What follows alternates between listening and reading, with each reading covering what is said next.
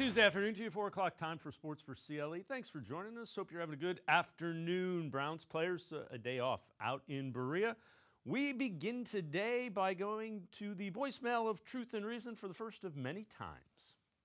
Hey, what's up, Davis Taylor? I know a lot of people are going to try to blame Deshaun Watson for this loss, but I'm not going to put the blame on him. I have placed the blame on him when he actually did lose a game for us. But this loss goes squarely on the offensive line and the offensive line coach, Andy Dickerson. Deshaun Watson had no time to do anything, and I forget how many sacks there were, or I don't know because I stopped watching the game. The commentators were saying that the wide receivers weren't open, so the blame can't always be on Deshaun Watson. He showed flashes of 2020 last game, and I think he was playing well considering. I mean, the man was running for his life the entire game. So thanks for taking my call. You do a great job, Dave. Love the show. As always, appreciate all of the voicemails. Let's welcome in Mary Kay Cabot, Browns beat reporter for the Plain Dealer, cleveland.com. Mary Kay, I know you kind of dealt with this. How much, and there was a lot of blame to go around, but how much of the blame does Deshaun Watson deserve for that loss against the Giants? You know, I think what you want to do as a quarterback is put your team in a position to win the football game in the fourth quarter if you have to come from behind. And he was more than prepared to be able to do that. They had those 3 chances. He handed off the ball to Jerome Ford, and he fumbled it. Then you get to the next drive, and Deshaun may have missed an open Jordan Akins on the right side, and pulled it in and ran it on that 4th and 1. Also, right before that, Jameis Winston was unable to get 1 yard on the 3rd and 1. And then you get to the next drive, the last drive that they had a chance on, and Cedric Tillman drops the 4th down pass. So I don't think all the blame can go to Deshaun. He was under siege once again, a career high 8 sacks, 17 hits. So I'm going to take some of the onus off of him. They couldn't protect him. They weren't able to run their schemes and their offense. And then there were just too many mistakes. There were too many mistakes on the part of so many people on the football team.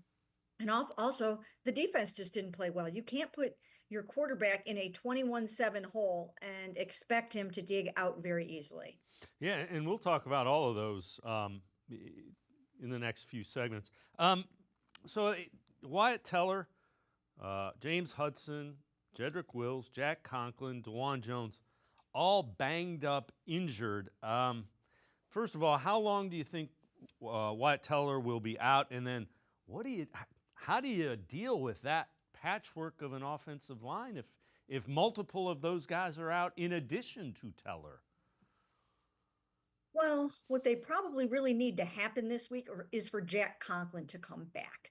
But he suffered a hamstring injury last week, so I don't know if he's going to be ready to go. What you don't need is another offensive lineman out there who is ailing and hurting and unable to do his job effectively. So these guys are going to have to get well in a hurry and try to be out there this week. They're going to have to see if Jed Wills can come back from aggravating his knee injury. DeJuan Jones, he was suffering with his, and then what's going to be going on with Jack Conklin after he suffered that hamstring injury on Friday before the game and had to be scratched on Saturday.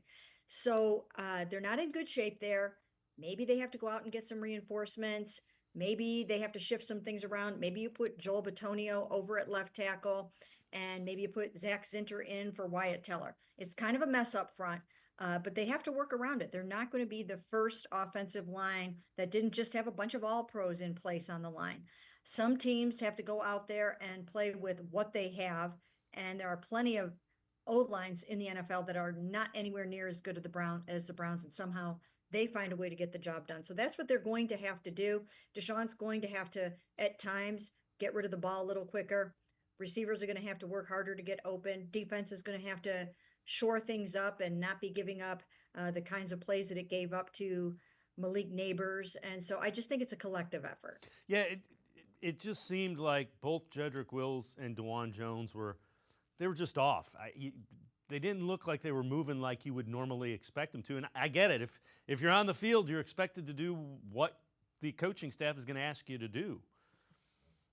Yes, and not only that, you have to give Brian Daboll credit for coming in here with an excellent excellent game plan. They blitzed a ton, twice as many times as they were in their previous games. They used a lot of stunts and games up front, and they did a lot of things to confuse the Browns. But in those situations, you just have to go back to your own basics and run your offense, run your scheme. Deshaun, find the open man. And I think he did a lot of that. He scrambled around, he tried to find things, but it's still a work in progress, this offense. And it's not a well-oiled machine yet, and it's going to take a little while, I think, for it to come together. The good thing is that Amari kind of got on track, and I think that will really help. We mentioned that 4th down and 1 that the Browns failed to convert late in the ball game. Dan Orlovsky, ESPN, took a look at that and kind of the different elements of it. There's still a struggle in too many cases to operate relatively simple in Cleveland offensively. Now, offensive line beat up, that's part of it, absolutely. But even more so, the emphasis of simplicity and the execution of the simplicity and not trying to do too much. 4th and 1, essentially game on the line, and they're going to run a 2x2, really RPO, and it's a slant up top and a slide or flat. 6-man box defensively, so you can't hand it off. That 1, 2, 3, 4, 5, 6 can't hand it off. So the decision to throw, right one. And really the decision is slant flat at the same time. And, with this defender dropping down high and it's 4th and 1 and you realize it's obvious man coverage, it really comes down to that defender. If that defender somehow plays way over the top and out leverages the flat, or he gets underneath the slant and is in the hip, you don't want to throw that flat. But if you're just sitting there going and trusting that read and that simple and not assuming the slant is the throw, you're kicking that ball to the flat right now, easy 1st down. And it might be a 15, 20-yard gain. That simplicity of, that's the read. That guy's telling me what to do with the ball. And instead, 4th and 1 turns to a non-conversion and really game over. Again, I know the offensive line is beat up, but even more of that emphasis of 1 to 2 to 3 is paramount. Okay, the other thing that I think that kind of illustrates, it's tenths of a second. And that might be something that can come.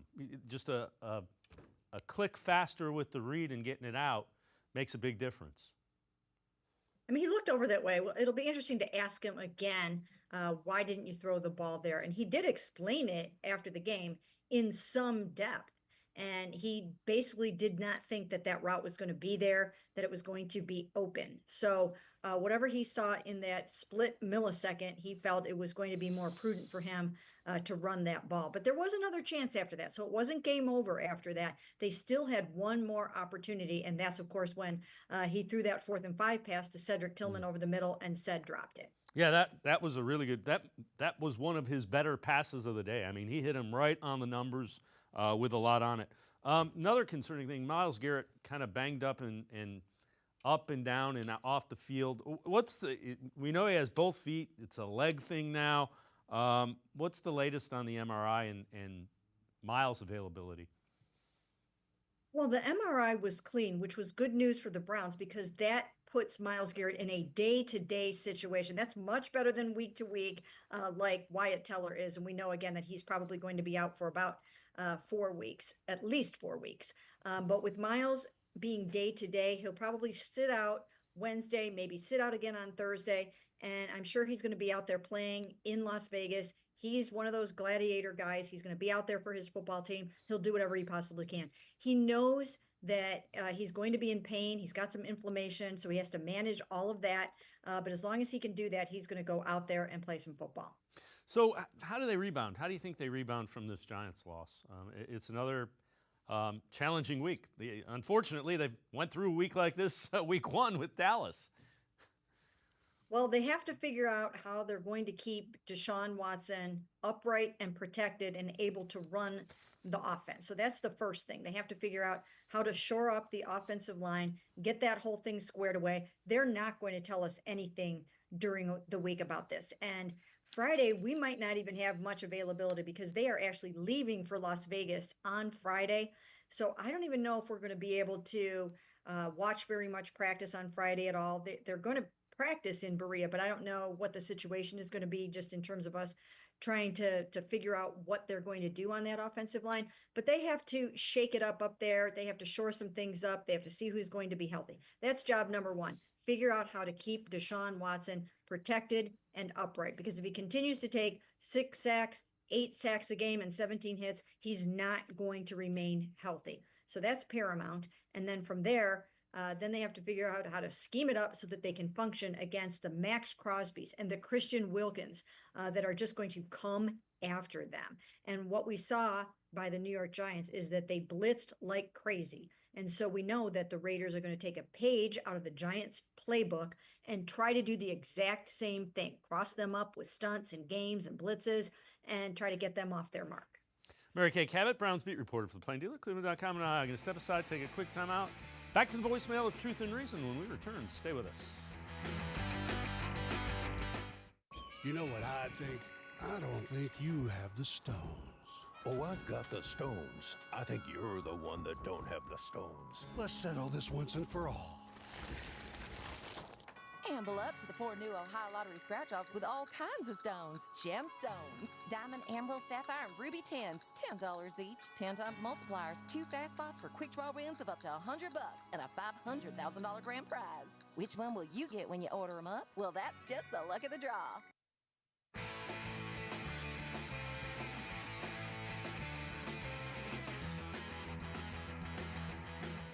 We continue talking Browns with Mary Kay Cabot, Browns beat reporter for the Plain Dealer and cleveland.com. Let's head back to the voicemail of Truth and Reason.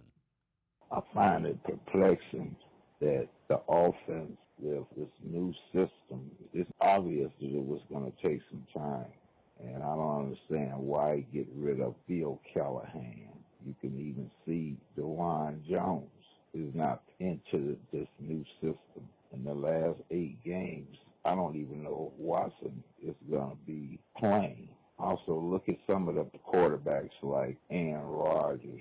He's like 40 or 41. You know, he's protected. Why wasn't the system set up for him? I find this all kind of dubious and not understandable. Thank you.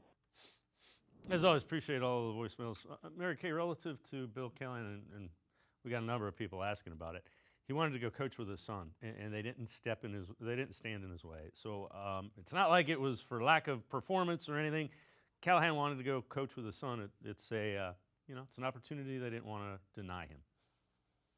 Yeah, they were not going to hold him hostage in Cleveland. If you want to go have that unique opportunity to work with your son, they certainly were not going to hold him back from that. So yes, it is a tremendous loss, but I don't necessarily think that Andy Dickerson is doing a poor job. I think that there are so many injuries up there, and I also think things are new. They're trying a different scheme, different philosophy, and so I think it's a combination of a lot of things, but the number one thing is the fact that they're not healthy up front. Yeah, and again, multiple. You know, you're 5, 6 that are banged up at some degree, and 3 of them are coming off major surgery on their knees. So the Browns' offense, we take a look at this. They rank dead last in EPA per play, minus .225 yards. Watson, worst EPA per play for a quarterback through 3 weeks since 2000. Offensive line allowing 40.4% QB pressure rank. That's 4th highest. Wide receivers, 26th in the NFL in average separation. You've seen a lot of NFL football, Mary Kay. Are these the kind of things that click in all of a sudden, or is it a gradual thing? Is it going to be, well, we get this kind of, and you work towards what you envision this offense being? Well, I've always thought that this was going to be a work in progress. It's a brand new offense, a brand new scheme. Your quarterback coming off of shoulder surgery, some new personnel. They haven't had David Njoku out there. They have issues along the offensive line. And when you see some of those numbers, they look really bad. But, you know, there have been a lot of dropped passes. A lot of those numbers would be different if the receiving core had gotten off to a hotter start. But we've seen a number of guys drop passes. We've seen Amari Cooper has dropped 3. We have seen Cedric Tillman drop 1. We've seen Elijah Moore drop 1. So these are things. David Njoku dropped one in the first game. So these are things that haven't helped the offense and haven't helped the numbers. And when people talk about Deshaun Watson, you have to factor that in. And again, he's never going to get the benefit of the doubt because of his off the field stuff, but you really have to analyze this correctly and appropriately. And one of the things going wrong is the fact that there have been drops and penalties, and they've been in 3rd and long. They've been in a 23 hole, a 21-17 hole, a 21-7 hole. And so I just think it's too simple to say, oh, it's the quarterback's fault. It's really not just that. I would agree. It's the whole offense shares in it, and even to a certain extent, just what they're trying to do. One thing, the Browns have struggled to run the football, and in part, they haven't tried to run it as much. Are you surprised? They went big personnel and had success. I guess what I'm getting at, what do they do to get the running game going again? Yeah, I'm not really sure. Well, one of the things that you have to do to get the running game going is to not fall behind 21-7, okay? And not fall behind 20-3, because your running game kind of goes out the window when that happens. So they have to keep the score close enough for them to be able to run the football. That's one thing. And then, it can be difficult to run when you are having some injury issues up front. But I still do think they're going to have to stick with it and maybe work a little harder to have a better combo package of some Jerome, some Dante Foreman. And if they feel like they need something else, then they need to go out and get it. So we'll have to see where all that goes. But I do think that running the ball is going to help them until this passing game gets to where it needs to be. Let's head back to the voicemail of Truth and Reason. Hi, Dave. This is James, longtime Cleveland resident, now living in Stone Mountain, Georgia. I want to talk about something nobody has brought up, and that is what happened before the preseason started when we had an opportunity to get some OL, and Andrew Berry did not do anything. As always, appreciate all the voicemails. Mary Kay, and again, we've got a couple like that as well. The medicals, I think, kept coming back that Jedrick Wills, DeJuan Jones, and Jack Conklin were progressing, and it just hasn't. That's the thing.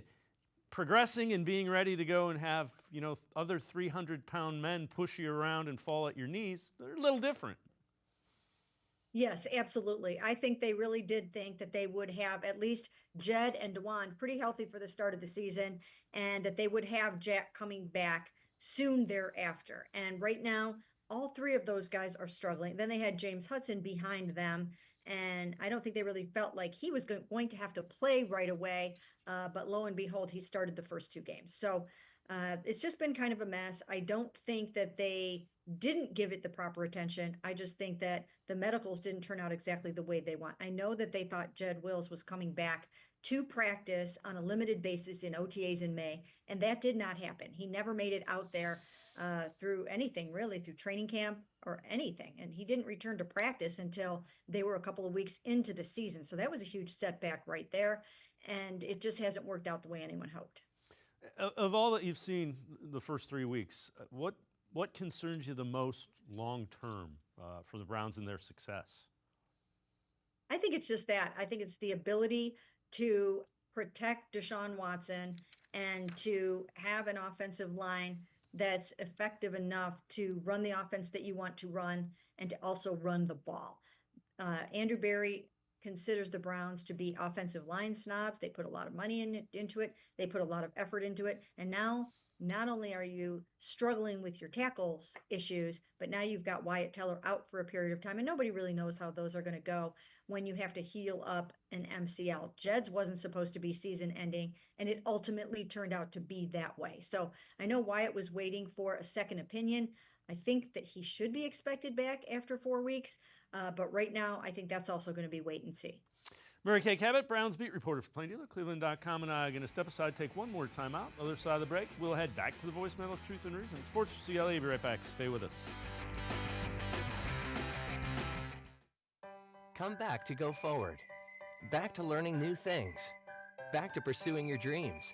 Tri-C has flexible learning options to fit your life. And every year, more than 1,000 local companies provide Tri-C students with real-world learning. The right education can boost your lifetime earning power by hundreds of thousands of dollars. Start now with a college education you can afford. Tri-C, where futures begin.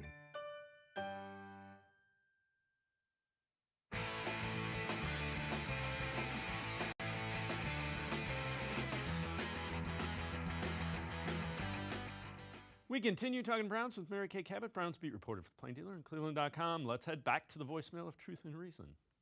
Hi, my question is about the Browns letting Bill Callahan go. We see the importance of that, and until we have new ownership, because all this falls on half. As soon as we have new ownership, the Browns will never win anything. That's my opinion. Thanks for taking my call. As always, appreciate all the voicemails. Again, Mary Kay, we talked about Bill Callahan.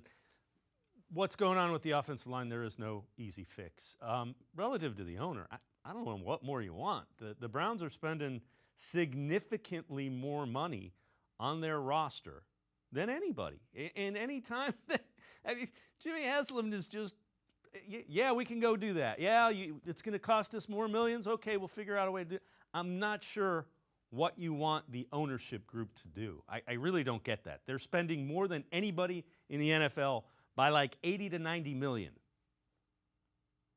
That's absolutely true. And I mean, they invest so much money in free agents and trades and things like that. So it's really not an ownership issue. They're trying to do everything that they can to produce a winner. Jimmy Haslam comes out to practice every day, and I see him getting the update from Kevin Stefanski and from Andrew Berry. He's very locked in, dialed in, plugged in. He wants to produce a winner for these Cleveland Browns fans. They hate the product that they have put out there so far at the newly christened Huntington Bank Field in the first two games. It's been horrible down there. It's really, really been bad and not at all what has been expected. So I can't put this on ownership. They have very, very deep pockets, and they are willing to go to any lengths to make this a winner. So how do you think they get things turned around? I mean, the Browns were 1-2. The good news is Bengals are 0-3. The Ravens are 1-2. So I mean, but the Browns have to focus on them. They've played three teams, and the other team's only wins, being the Cowboys and the Giants, are against the Browns. How do you get that turned around? Well, I'll tell you what, it's not going to get any easier over the next 3 weeks. And this was supposed to be the easier part of the schedule. But if you happen to watch Monday Night Football last night and you watched the Washington Commanders, you can see that that game on the road, mind you, is going to be really, really difficult. That is one heck of a good young quarterback that they have. And you can see that Dan Quinn and Cliff Kingsbury are doing a phenomenal job coaching that football team. They're not going to make it easy on the Cleveland Browns. The Browns are embarking on 3 straight road games right now, and it's always tough to win on the road. When you think about the fact that they only won 3 games all last year on the road, now they're heading out on this 3-game swing before they come back for a bunch of road games. But they can't come back in too big of a hole, or it's going to be a little difficult to dig out of it. So the Giants had 2 really long drives. I was very surprised by that, and it was in the first half. Against this Browns defense, I did not expect that. How surprised were you by that? How concerning is it? Well, they missed some tackles, and their coverage was not good. They did not do a good job on Malik Neighbors, and I have to wonder if that's not because Denzel Ward is really struggling with that shoulder injury, and he's out there battling and fighting and trying to get through that. But I was surprised that Martin Emerson didn't do a better job on Malik Neighbors. And then again, I thought the tackling was poor. They couldn't get off the field. And when you've got Miles struggling, that doesn't help matters. They really weren't able to. They had the one turnover that they had early on wiped out by the roughing call against Greg Newsome. And, Kevin Stefanski came out yesterday and he said, in retrospect, it was roughing. You can't mess with the quarterback's head like that. And that is what Greg did. So too many mistakes on defense. Again, too many mental errors, and a couple of players, especially Amari Cooper basically came out again this week. He came out after the game and he said, this was a team that wanted it more, and we have to want it more. So that's what you're going to have to see from the Browns. So there was some thought that the Raiders might be moving away from Gardner Minshew as their starting quarterback. We find out today, Ian Rappaport tweets out, it will be, in fact, Gardner Minshew as the starting quarterback. Browns have seen Minshew. Last year they had trouble with him against the Colts. What does it look like defensively against Minshew for the Browns to get what they need, which is a win in Las Vegas? Well, he's scrappy and he's a fighter, and we saw that last year when they played him in Indianapolis. He almost pulled out that game, and if not for some help that the Browns got from the officials late in the game in the end zone, they might have won that game, and the Browns could have been talking about a different kind of postseason, one in which perhaps maybe they didn't make the playoffs. So, they have to be wary of that. And right now, they're just not a team that can be talking about being better than any other team in the NFL right now. They found out the hard way against the Giants that that's just not the case right now at this moment. So they have to approach every single game as though it's an even matchup. They can't get ahead of themselves. They can't get too cocky about anything because they can absolutely go into Las Vegas and get beat. You look at the Raiders. You mentioned Max Crosby. That's a guy similar to Myles Garrett. How concerned are you? And you also mentioned this earlier. It's a copycat league, and they had trouble with the blitz. So Antonio Pierce is a former linebacker. I'm sure they're going to be coming after Deshaun Watson. Yeah, until they prove that they can handle that sort of thing, the blitzing, the stunts, the games, and all that, until they prove they can handle it, they are going to see more of it. So they have to be ready for that. They're going to have to break down that film and watch exactly what the Giants were able to do to them and make sure that they're ready to pick it up. Again, I think it would help if they have David Njoku back because I think they need some blocking and chipping help from him, and they also need him out on routes. They need to get this off passing game back to an explosive passing attack. And they really need to make sure that they go out to Las Vegas and get this 3-game road string started off the right way. When you look at what settles things down, what would help this if you were drawing up a blueprint for how the Browns can go out there and get a win, what does it look like? Well, like I said before, I think if David Njoku is back and you can get into a rhythm with David and with Amari Cooper, your top 2 targets from last year, your big explosive playmakers, those 2 guys, and then add in a fair amount of Jerry Jeudy, then I think you're going to be okay. I think it was good that Deshaun got on the right track again with Amari Cooper in this past game. 2 touchdowns, 86 yards, all of that was good. They got their rhythm back a little bit, and I think that will really help them going forward. Now he's got to add in a little bit more Jerry Jeudy with that. Elijah Moore, I think Elijah's going to have to pick it up. Now he was wide open running down the seam, and Deshaun, for whatever reason, didn't throw the ball to him in that situation. So Deshaun has to make sure he's seeing everything really well. And but just getting the passing game going with all of his weapons is what's going to be the key. Is when you install a new offense, it's a process, correct? It doesn't. It's not like it's going to go from where it is to where you want it to be instantly. Right. And I think that the key for these guys is they have to be able to stay in the thick of it long enough so that when their offense does come together in maybe mid-November, late November, and in December, that's when they really want to be humming along. That's when they want to be reaching their peak. So right now, it's a work in progress. They're fighting through some things.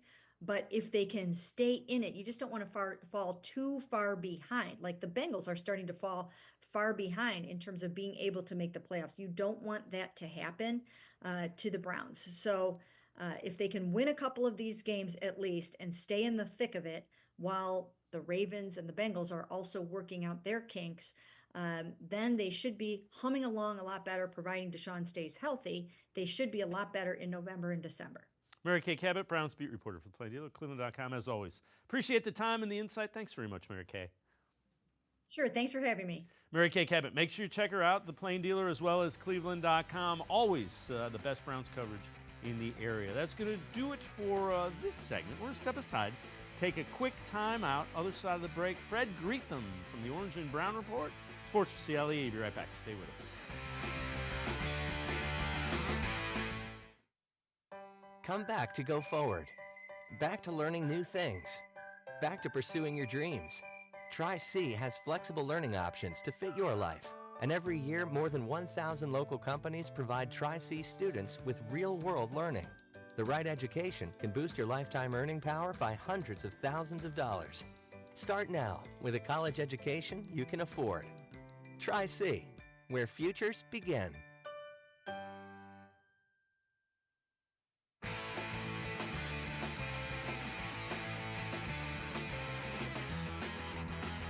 We continue talking Browns on Sports for CLE. Let's head back to the voicemail of Truth and Reason. Well, don't you think it's about time we realize we made a mistake with Ken Dorsey? His offense is atrocious. There's a reason he got fired. He stinks. We need to go back to Stefanski's offense. We need to go ahead and go get Joe Flacco. We need to find some way to get good offensive linemen back in. This money ball approach doesn't work in football. Get these guys to get their head on straight. You're losing people's fandoms, and it's unbelievable. I've been a fan for over 55 years, and I'm getting ready to just give up. It's atrocious, embarrassing. Everybody's beginning to feel useless with this whole thing. Unbelievable. As always, appreciate all the voicemails. Fred, I don't know about the Moneyball approach. The offensive line is the same. It's the same starting five, and most of the players are the same. They tried to change the scheme to fit the quarterback, but Moneyball, I'm not quite sure where that came from. Brown's offense is in a funk, and I know you wrote this. How do they get out of it? What's the main thing? Well, that's the question. I just think you got to simplify things, and if you got a patchwork offensive line, and we saw the pressures that Watson's under. I'm sure a lot of it's him holding on the ball a little too long, but also a little gun shy, getting sacked 8 times and knocked down 17. I think he's been sacked 16 times in 3 games and knocked down 42 plus. I think you just got to pare it down, find what you do. I wrote today, you have to, I don't even know what their identity is. I've been covering this team a long time, but from day one, under Ken Dorsey and Stefanski, the new look offense, saw it all through training camp from day one at Greenbrier and preseason. They didn't ever play the offense, kept it under wraps, but I really, after 3 games, I guess it's just 3 games, but then again, it is 3 games. I still couldn't tell you what they're trying to do. They're not running the ball well. They're not passing the ball well. All the way around, it's just a scratch your head trying to figure out. So I guess what I'm saying, the first play of the game, Amari Cooper said they were going to throw that play regardless whether, they got a fumble on the Giants 24 or they would have been on their own 24. Watson takes like 1 or 2 steps and just throws it to a spot, touchdown. I don't know why you can't do that. They can't rush you when it's a 1 or 2 step, get rid of the ball. You see Jaden Daniels, our rookie, getting rid of the ball really quickly. I just think that's what the run pass option was supposed to do. I know there's some decisions that Deshaun Watson's, not making quick enough, but I think for the most part, he's making the decisions. But I wrote today, it's like going back to last year, and I'm not really wasn't a proponent to bring Flacco back. I get it. He's 39. He's not the long-term answer, but how can you just plug him in for 5-6 games? He sets franchise records in touchdowns, passing yards, all those things. And the offensive line wasn't in any better shape. You were missing your top 3 tackles last year at that time. And he was getting rid of the ball. He's not mobile. And it was working. So I guess I'm just trying to understand if you have to pare it down, find something you feel you can do really good and do it. At Jacksonville, they went to a bigger lineup with offensive linemen, and it was very successful. And you didn't see that the other day. I realized they had injuries, but those three injuries on the offensive line were pretty much second half. I mean, one might have been the first half, but most of them were, in the second half of the game. So, you have to kind of look at everything, realize we didn't do anything good. We have to find something we can do simple and just do it, because the Raiders are going to be coming at you with all cylinders, with Max Crosby and Christian Wilkins and that group, and they're coming off an embarrassing loss to the Panthers. So, I don't think it's going to get any easier, this week. But like the Jacksonville game, they gotta get all hands on deck, get back there, and find a way to come out with a win, get back, right this ship before the season gets away from them. Well, to your point, the offense is drastically different. Take a look at this. Kevin Stefanski has an extensive history of run-first offenses. Ken Dorsey's brought in a pass-heavy scheme to Cleveland Browns, league's third pass-heaviest offense so far. That's the adjusted game script. Mike Clay tweeting that out, and they are one of, if not the least amount of yards per pass. So they're throwing the ball a lot and not gaining any yards, which that's not good. Yeah, they're 31st in the NFL in yards per game, which is, by my calculation, second to the bottom. They're not, like I said earlier, they're not doing anything well. They're not running the ball well. They're not passing the ball well. And they're not scoring. I mean, they're scoring 16 points a game. I mean, that's the goal of an opponent. I've talked to enough defensive coordinators. They said their goal every week is to hold opponents to under 17, and that's where the Browns are. The defense has had some flaws, but, they're giving up 22 a game.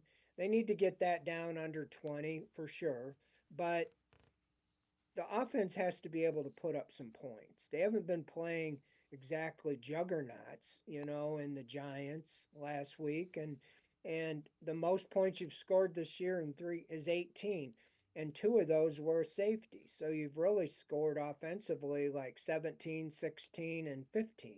So not very good.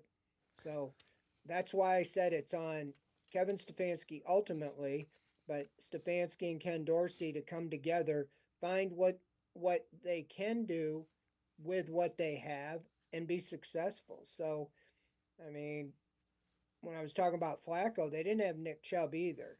And they have basically the same group, and they added Jared Judy. So that's where I think, I don't think it's a drastic adjustment to go back and relook at what she did last year. It's hard for me to believe that Deshaun Watson cannot do the things a 39-year-old quarterback can do. Now, Flacco had great, play action fakes and so forth, but still, he got rid of the ball. He wasn't mobile, so they knew he was just back there in the pocket. They just got to adapt, make a hybrid or something. Maybe it's more rollouts, maybe it's more RPOs, but you can't just let him get battered and run for his life every play.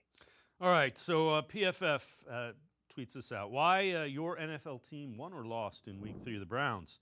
Watson is prone to holding on to the football for too long, but the O-line did him no favors. I would also add in there the play calling was not great. And I'm not a guy that screams about the play calling very often. But at this point, there's everybody in that offense that's on the field or in the meeting rooms shares in responsibility because it just has been disjointed. And if anybody can tell me what they're trying to do, please tell me because I have I'm like you. I can't figure it out. And I'm usually pretty good at figuring out what they're trying to do. Well, I say it goes back to have no identity. We knew under Bill Callahan offense, the wide zone, and they were going to run the ball, and they were a top 5 in the NFL rushing the ball. They did have Nick Chubb, until last year. And so, yeah, that's where I say find something that you feel like you can do well and do it until it's stopped. Like I said, it's almost like they outthought themselves. Okay, the Jaguars, we tricked them and we ran the ball under over 120 yards using extra offensive linemen. So we're not going to use that against the Giants because it works so well against Jacksonville, and they'll probably figure that out and stop it. Well, then they end up running the ball 7 times in the first half, is all, for 7 yards. And so, I mean, that's just not going to get it done any day of the week. By then, you're behind. And what happens is the Giants just totally, went after Watson because the Browns had to throw the ball. So I think you have to take the approach. The Jacksonville game, the Browns attacked them and dictated, you know, that was similar to what the Giants did to the Browns in the fact that the Browns could have put that game away at halftime, just like the Giants pretty much did in the first half. But the Browns kept Jacksonville in the game and almost lost it. So they have to dictate that. I almost think if you win the toss, take the ball and go down and dictate it. Sometimes, you're so worried about the second half kickoff that you're behind and then there's nothing you can do. You're playing catch up. And so this team isn't built to play catch up right now.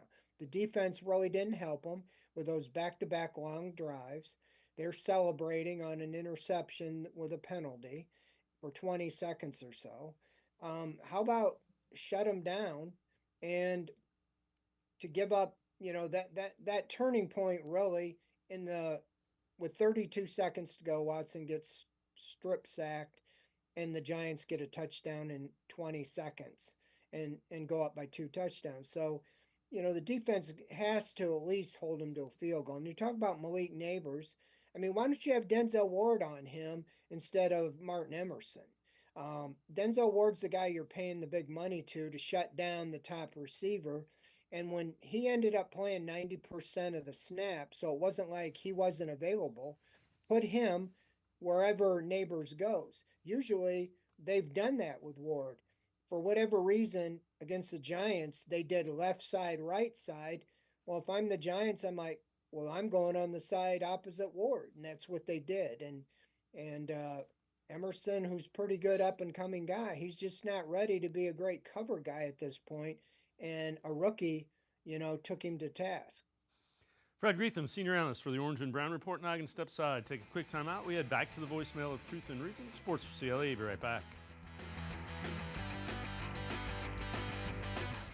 The Ohio Lottery Partners in Education program is dedicated to recognizing exceptional students, teachers, and schools throughout Ohio. Scan the QR code on screen to nominate students and teachers as Academic All-Stars and Teachers of the Month. They must be currently enrolled or teach in grades K through 12. Is your K through 12 school developing students' literacy skills to achieve success in reading? If so, you can nominate your school for the School of the Year. Students can win $100, teachers can win $500, and schools can win $2,500. Scan the QR code, fill out the forms, and nominate deserving students, teachers, and schools today. The Ohio Lottery Partners in Education program takes pride in honoring exceptional students, teachers, and schools across Ohio. Submit your nomination today. It's fun, fast, and free.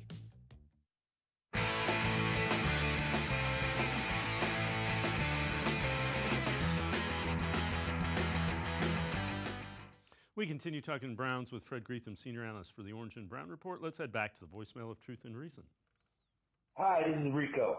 So, is this a front office failure for neglecting to find or draft O-line players that are better suited for pass pro? Forgive me for having a lack of knowledge in regards to line play, but it's truly not that difficult to identify that our line is struggling to pass block.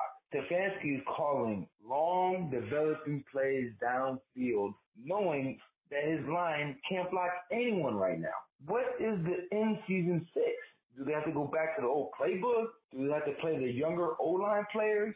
I mean, David, everyone that calls in or watches this show just wants our Browns to win consistently. I'm not giving up on the season by any means, but something needs to be done or else it is game over. Thanks.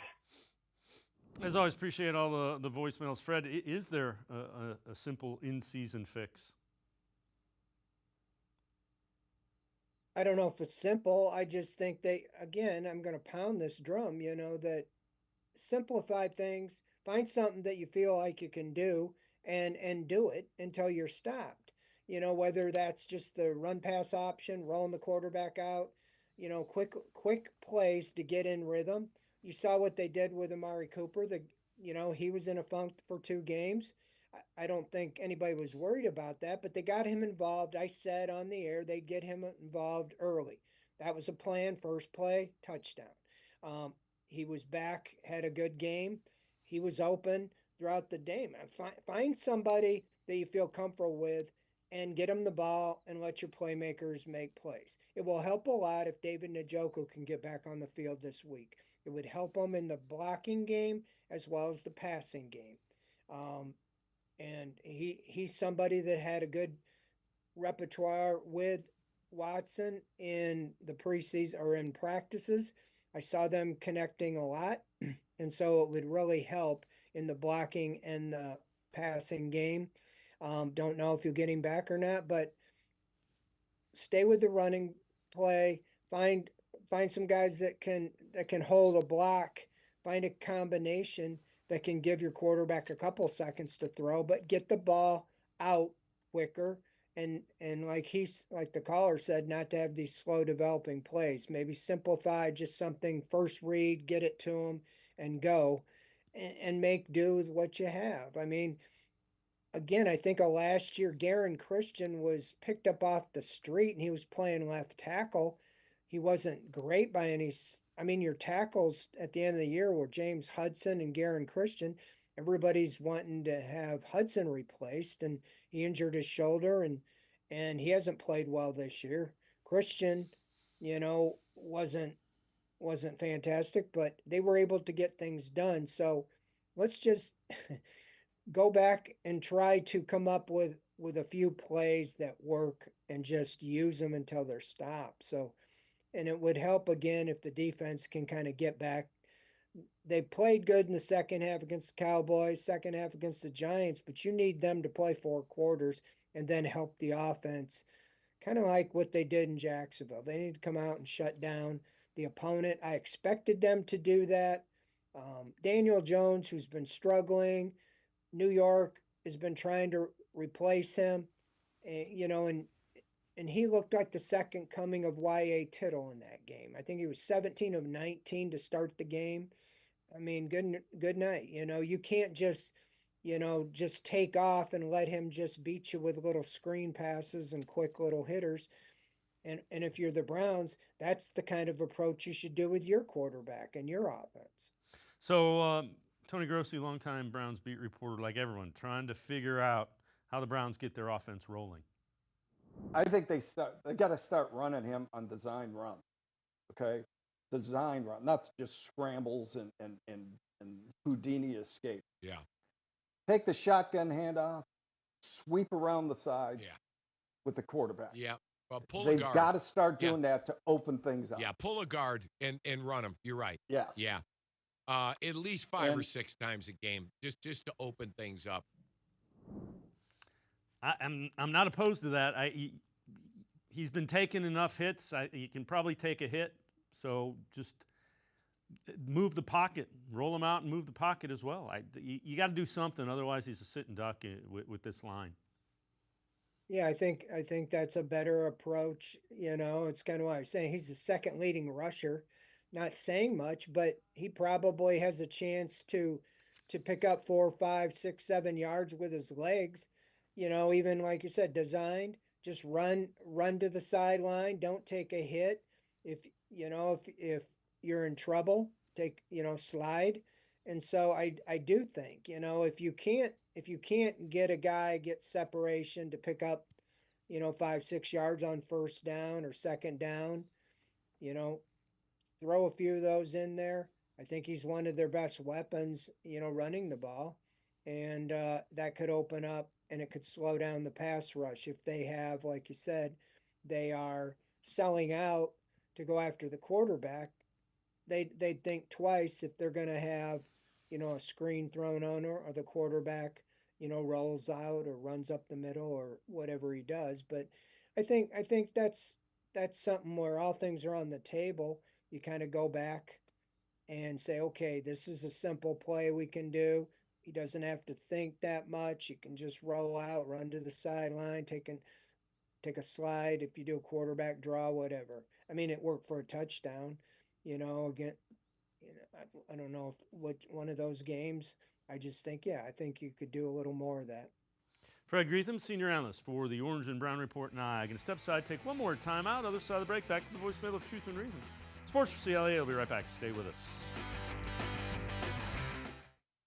Come back to go forward. Back to learning new things.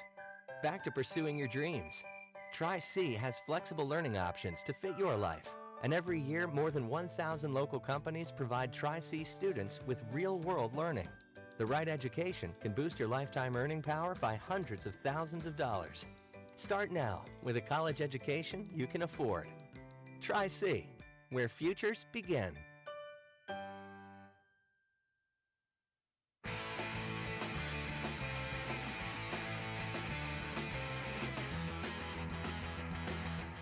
We continue talking Browns with Fred Greetham, senior analyst for the Orange and Brown Report. Let's head back to the voicemail of truth and reason. Hey, this is the Everett family. I watch you guys a lot. I'm not going to waste a lot of time, but Kevin Stefanski is the problem. He's been the problem. I've been saying he's the problem for years. He's overrated. His team's soft. He's injury prone. He's having cupcake camp, and it's showing on the field.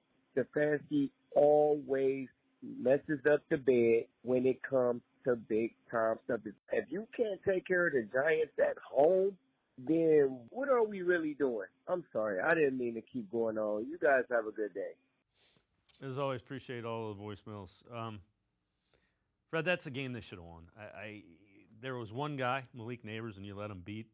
Yeah, I think Kevin Stefanski is a good coach. It has not been a good part of the season. And when you start like this, everything you do leading up to it's going to be questioned. Not playing the starters. Are you doing enough hitting? Are you doing enough? That's what happens when you start 1-2 in a season. Well, you're having these same questions all over the NFL and teams in this situation. Yeah, you're right. Kevin Stefanski, I've heard this for 5 years. He's kind of the steady, at the helm of the ship. And they come in this season, I think he's 37-30 going in this year. So he's like 38-32. I mean, the bar was very low prior to him, but he has brought stability. I think he's learning on the job, or he did. They questioned the play calling. They didn't question the play calling with Joe Flacco when he was the quarterback. I do give it this, that it seems like Kevin Stefanski is built more for the drop back passer, the Kirk Cousins, the Case Keenum, the Jacoby Brissett, Joe Flacco, whatever. And I think that's why they felt it wasn't working, trying to mesh Deshaun Watson into this offense. And that's why they went and got Dorsey. You hear from Buffalo, a lot of people, they're glad that Dorsey was fired, and they think Josh Allen's been much better. And so, I don't know. I think you got to give it more than 3 games. It's kind of like after the opener with the Cowboys, it looked like it was a debacle. And then they didn't play that great, but they won against Jacksonville. They played great in the first half. How can you explain that? And then the offense kind of, comes back in the Giants and looks terrible. I just think you got to make a little more adjustments. They seem to have a good plan going in, but I agree you have to do a little more adjustments on the fly when something's not working. It's not like, oh no, what do we do now? What was the most concerning thing that you saw against the Giants in that entirety of its game? What concerned you the most? Offensive line. I mean, I'm not a guru watching offensive linemen, but when you tell me you got Joe Bitonio, Wyatt Teller, 2 Pro Bowl perennial guards, Ethan Posick, who by all indications, is a serviceable, if not a pretty good average center. And then you have two tackles that you got DeJuan Jones, who had a good rookie year at one side, and then you had Jed Wills back. And then we know the injuries, but I just don't understand how they look like a sieve. They Watson's running for his life. Now he was sailing some throws, but I have to think in his mind, he's thinking, I got to get rid of it or I'm going to get drilled. And I'm not making excuses for him, but I just think that the offensive line, you just cannot week after week. Those guys are running by him like they're not even touched or they're not even slowing them down. I saw some video on when Wills was in there where two guys ran right by him and it's like he didn't know which one to pick up, so he just let them both go. It's just, shouldn't be happening. They have to find guys that'll block. I'm with you without question. So they had out west, Las Vegas, play the Raiders. What are the keys to this, and who do you think needs to step up? Well, I think your your team leaders, as far as I think the offensive line has to come together. If you have to use 6 linemen, 7 linemen, and give your playmakers chance to make plays. I haven't really seen a lot, from Elijah Moore. We haven't. Njoku would be a big shot in the arm, but let's not count on him. So I think Amari Cooper, Deshaun Watson, Jerry Jeudy, those are your playmakers. And then your running game. I'd kind of like to see more of Deontay Foreman. I don't understand. He had I thought, a very good game against Jacksonville, and then he kind of went back into mothballs against the Giants. So it's going to start with the running game. And your offensive linemen always talk about it's easier to run block, where the ball's going. And so I would just come out and try to get that run game going. And like we talked about a little bit, if you have Watson run a little bit on some designed runs, not the helter-skelter just running for his life, have him use his legs, get out, get some yardage, and maybe that will free up, Jerome Ford, Deontay Foreman to, be able to move the chains on the ground. I mean, getting 69 yards rushing for a game and 7 at halftime and like 40 at the end of third quarter isn't going to cut it. The other team knows you're one-dimensional, so you got to run the ball. And if your running backs can't get it, have your quarterback pick up some yards with his legs and spread them out. Yeah, the other thing that concerned me a great deal was the 2 long touchdown drives that the Giants went on. The defense clearly is going to have to carry this team until the offense figures it out. And you can't. If you would have told me that the Giants were going to go on 2 long drives in the first half, I'd have told you were crazy. But they did. Yeah, I mean, Jones just took what the Browns gave him, and they went, and that was a major swing. The Browns had that interception. Newsome gets a silly penalty, takes it away. You're going to have the ball in the red zone, have a chance to go up 14-0. At worst, you're up 10-0. But what you end up doing besides the penalty, you let them go 81 yards, and they got a lot of confidence, and then that kind of jumped them to a 93-yard drive when you pinned them back. And I do think the defense, you can say, well, we played well after that, but in that type game with a struggling offense on the Browns, that was enough for the Giants. They made it stand up even though they tried to give it back late. They gave the Browns like 3 opportunities to still win the game. So, yeah, the defense isn't completely there either. I'm not seeing a push from the inside. We know Garrett's dealing with injuries, and that doesn't help. But Zadarius Smith, Okoronkwo, Alex Wright, have to provide pressure. But I want to see a little more inside from Dalvin Tomlinson and Shelby Harris and whoever they use in there. It'd be nice if they could get Hall back. I know they were counting on him to provide some push up front, but who knows the timetable with him. Fred Greetham, Senior Analyst for the Orange and Brown Report, as always. Appreciate the time and the insight. Thanks very much, Fred. Thanks, Dave. Thanks for having me. Fred Greetham, make sure you check him out. Senior analyst for the Orange and Brown Report, always really good and insightful Browns coverage. It's going to do it for this edition of Sports for CLE. We will see you back here tomorrow at 4 o'clock. Have a great night, everybody. See you tomorrow at 4 on Sports for CLE.